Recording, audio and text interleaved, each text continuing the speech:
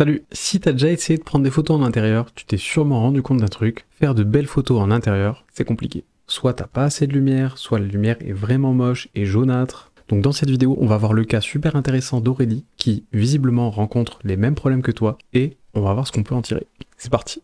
Alors Aurélie ne s'appelle pas en réalité Aurélie, je l'ai tout simplement anonymisée, mais c'est à la base une élève qui vient de rentrer dans la formation maîtriser son appareil photo. Donc voilà le message qu'elle m'envoie, elle me dit « Bonjour Chris, je t'envoie 2 photos de galerie à Rome. Sur cette première photo, je déteste la lumière à gauche de la photo. En revanche, je souhaite garder la sculpture principale ainsi que celle de droite dans une enclave du mur en marbre au fond.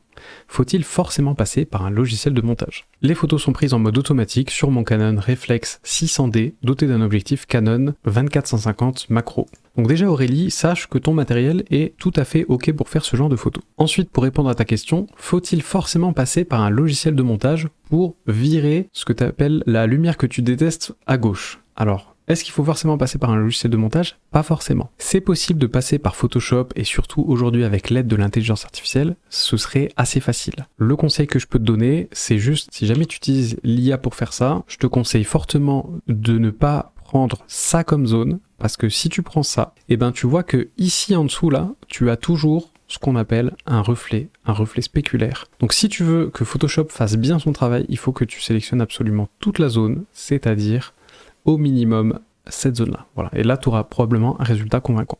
Je te montrerai ce que j'ai réussi à obtenir après. Mais pour répondre à ta question, est-ce qu'on est obligé de passer par un logiciel de montage? Eh ben, je pense que pas forcément. Là, ce que tu peux faire, tu pourrais reculer légèrement et zoomer, parce que tu as un objectif zoom à 24-150, donc tu recules, tu zoomes pour compenser, ce qui fait que tu vas resserrer ton angle de champ, de sorte à ce que tu puisses virer l'entrée de lumière avec la porte. Et là, normalement, ça devrait le faire. Alors, si tu fais ça, étant donné que tu vas zoomer un petit peu, tu vas légèrement réduire la profondeur de champ, ce qui fait que la statue qui est dans le fond sera un petit peu plus floue. Est-ce que c'est une bonne chose? Est-ce que c'est une mauvaise chose? Ça dépend de ce que tu veux faire. Moi, honnêtement, je pense que c'est une bonne chose parce que on n'a pas forcément besoin que tout soit net sur la photo. Si ton sujet, c'est la sculpture principale qui est juste ici, et ben, si la sculpture qui est derrière devient légèrement floue, ce qu'elle fait, c'est qu'elle vient uniquement servir de contexte et je pense qu'honnêtement, ce serait plutôt une bonne idée. En revanche, le gros problème que je vois sur cette image, c'est la lumière. C'est qu'ici, tu as beaucoup de sources lumineuses. Regarde. La première source lumineuse, c'est la lumière naturelle qui vient de la porte ici. Mais on a une deuxième source de lumière naturelle et on le voit parce que le socle ici, il est éclairé d'une manière beaucoup plus froide que la sculpture. Et ça, c'est probablement parce qu'il y a une fenêtre en face. Deuxième source de lumière. Ensuite, on a les éclairages de la pièce qui viennent éclairer la pièce et notamment la sculpture du fond. Mais également, quand on regarde par exemple cette zone-ci, et ben tu vois qu'on a ici on a une ombre, ici on a une ombre, ici on a un autre niveau d'ombre qui est probablement un mix. Enfin bref, en fait ce que je veux te dire par là, c'est que cette statue, elle est éclairée probablement par plusieurs spots lumineux, ce qui fait que elle a plusieurs niveaux de luminosité. Il y a des endroits où c'est clair, il y a des endroits où c'est moyennement sombre, il y a des endroits où c'est très sombre, etc. Ce qui fait qu'en fait, tu as de multiples sources de lumière et à mon humble avis, c'est pour ça que ta photo ne fonctionne pas. Donc quelles sont les solutions qui s'offrent à toi? Alors sans parler de retouche pour l'instant, ce que tu peux faire à la prise de vue, c'est cadrer un élément qui ne possède qu'un seul type de lumière. Alors ça va être difficile ici, mais c'est quand même possible. Déjà, en reculant et en zoomant un petit peu, tu peux facilement virer cette source de lumière et tu peux probablement virer cette source de lumière en te concentrant uniquement sur la sculpture ici, voire sur des détails de la sculpture. Mais tu pourrais également photographier cette sculpture-là qui a l'air éclairée en monosource avec une seule source de lumière qui vient probablement du plafond ou de l'éclairage ambiant de la salle. J'ai un peu de mal à distinguer, mais tu vois l'idée. Donc ce serait réduire les éléments de ton cadre qui reçoivent des sources de lumière pour simplifier ta photo. Alors évidemment, le top du top, ce serait de faire ça à la prise de vue et ensuite de venir utiliser le traitement et la retouche pour améliorer tout ça. Là, en l'occurrence, j'ai pas le loisir d'aller dans cette galerie à Rome, donc je vais simplement travailler sur ta photo.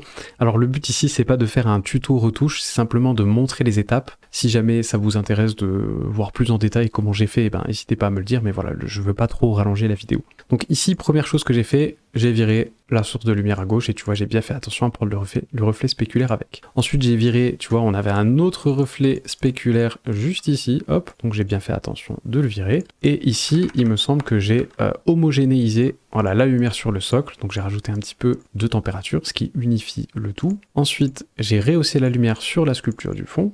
Puis j'ai viré, je me suis dit en fait, tant qu'à faire, hein, autant virer la barrière. Alors attention, un petit disclaimer, tu vois là, en faisant ce genre de choses, on modifie quand même un endroit avec des œuvres d'art, et là notamment, tu vois, je modifie la forme du sol avec...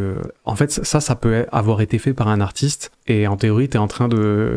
si tu fais ça, tu es en théorie en train de saccager l'œuvre d'un artiste. Donc j'attire ton attention là-dessus, je fais juste cette vidéo à des fins pédagogiques, mais garde bien ça en tête si tu utilises l'intelligence artificielle comme ça. Donc j'ai viré la barrière, ici j'ai viré les petites loupiottes qui étaient dans le fond, tout ça avec l'IA également, puis j'ai assombri l'intégralité de la photo, mais pas forcément trop notre sujet principal. J'ai mis un petit dégradé radial en bas pour mieux concentrer le regard sur le sujet. Et enfin, j'ai rééclairé des petites parties des deux sculptures pour que ça ressorte mieux. Et donc si on combine tout ça, voilà, je peux te faire un petit avant-après, comme ça. Évidemment ici, je le répète, le top du top, ça aurait été de mettre en place les solutions de prise de vue et les solutions que je viens de te montrer en retouche pour vraiment avoir le meilleur résultat possible.